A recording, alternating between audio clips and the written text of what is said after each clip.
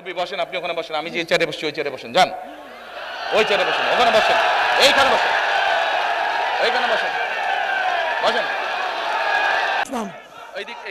শফিকুর রহমান। আচ্ছা, আপনি কবে গেছেন, হজে না ওমরায় গেছেন? আমি উমরায় গেছি 5 বছর আগে। 5-6 বছর ওমরায় গেছেন। আচ্ছা, তো ওমরাতে যখন গেছেন আপনি ওমরা কোথায় করেছেন?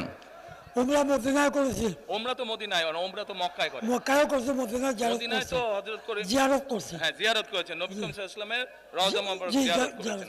কিন্তু এই যে তাওয়াফ করেছেন, ওমরা করেছেন কোথায়? কাবায় না? কাবায়। আচ্ছা, আপনারা সবাই শুনতে পাচ্ছেন আমার কথা? এবার মন দিয়ে কান দিয়ে শুনবেন। আমি ওনাকে একটা প্রশ্ন করব, দেখি উনি কি বলে। আচ্ছা মুরব্বী, বলেন তো আমাকে, এই যে কাবায় আপনি গেছেন, আল্লাহর ঘর না ওটা? ওটা তো আল্লাহর ঘর। আচ্ছা, ওটার মালিক কে বলেন? আল্লাহ। কিসের মালিক? আল্লাহ। দুনিয়ার মালিক আল্লাহ, কাবার মালিক আল্লাহ।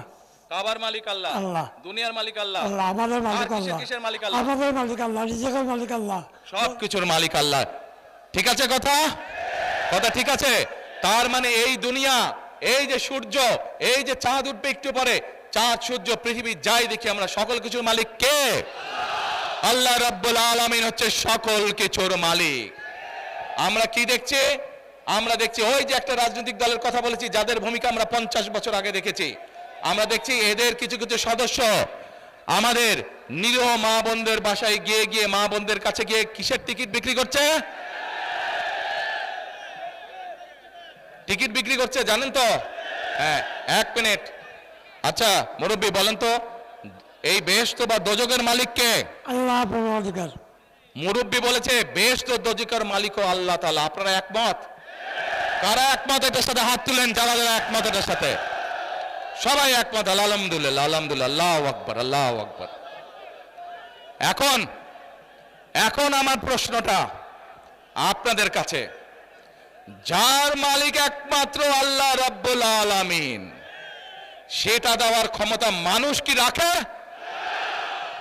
তাহলে যে মানুষ কে বলে বেহেশতের মালিক আল্লাহ তাআলা, দোজখের মালিক আল্লাহ তাআলা, কে কোথায় যাবে সেটা সিদ্ধান্ত একমাত্র আল্লাহ তাআলা নেবে। তাহলে যারা গিয়ে বলে যে তাদেরকে ভোট দিলে বেহেশতে যাবে, এটা কি হতে পারে? মুনাফিকি না, এটা রীতিমতন শিরকি, শিরকি, শিরকি। আল্লাহর সাথে তারা তুলনা করছে। কাজেই 71 সালে তারা তো মানুষ হত্যা করেইছে। এখন তারা আবার বহু মানুষকে বিভ্রান্ত করে তারা শিরকির অংশীদার করছে। কত বড় মুনাফিক, কত বড়! তাহলে চিন্তা করেন, যারা এই ভোটের আগে আপনাদের ধর্মে, আমাদের বাংলাদেশের মানুষের ধর্মীয় অনুভূতিতে আঘাত করে মানুষকে ঠকাচ্ছে, এরা যদি কোনোভাবে, আল্লাহ মাফ করুক, আল্লাহ না করুক, কোনোভাবে যদি ক্ষমতায় যেতে পারে, এরা কিভাবে মানুষকে ঠকাবে চিন্তা করেন। 1 মিনিট, কথার যুক্তি আছে কি ভাই? যুক্তি আছে কথার? যুক্তি আছে? এই শিরকিওয়ালাদেরকে, যারা শিরকি করে, এদেরকে বর্জন করতে হবে, মানুষকে সচেতন করতে হবে। আর আরেকটি কথা বলে বক্তব্য শেষ করব। আমি কি বলেছি আপনাদেরকে? আমরা এই দেশের বেকার। মুরব্বী বসেন, আপনি ওখানে বসেন, আমি যে চেয়ারে বসছি ওই চেয়ারে বসেন, যান ওই চেয়ারে বসেন, ওখানে বসেন, এইখানে বসেন, এইখানে বসেন, বসেন।